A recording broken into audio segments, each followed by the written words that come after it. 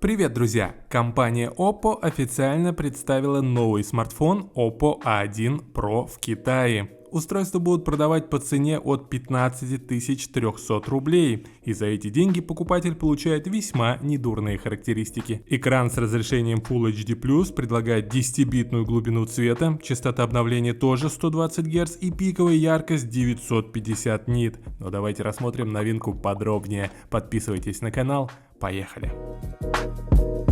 Друзья, на днях рассказал про первый Pixel XL, который за 5000 рублей с AliExpress просто топ. Обязательно посмотрите этот обзор. А теперь к новостям. Oppo A1 Pro поставляется 6,7-дюймовым изогнутым OLED-дисплеем, у которого подбородок имеет высоту всего 2,32 мм. Экран способен отобразить 100% цветовой гаммы DCI-P3. На задней панели Oppo A1 Pro размещен блок камер в духе смартфонов Honor. Основная камера имеет разрешение 108 мегапикселей от Samsung, второй датчик чисто заглушка скромные 2 мегапикселя. На передней панели есть 16 мегапиксельная камера для селфи. Аппаратная платформа не самый мощный по современным меркам Qualcomm Snapdragon 695, но процессор сочетается с довольно быстрой оперативкой и постоянной памятью UFC 2.2. Батарея на 4800 мАч поддерживает зарядку на 67 Вт.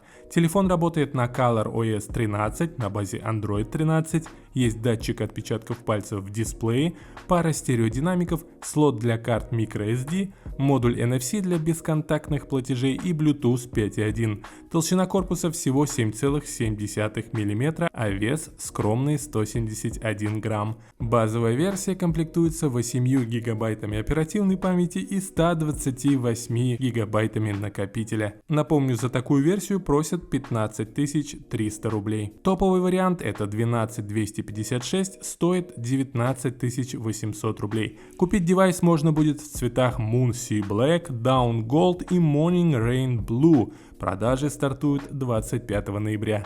Напишите в комментариях, как вам новинка. Подписывайтесь на канал, подписывайтесь на мою группу в Telegram, где я публикую самые выгодные цены с Яндекс.Маркета и AliExpress. Спасибо за ваши лайки, впереди много интересных новостей и обзоров. Пока-пока.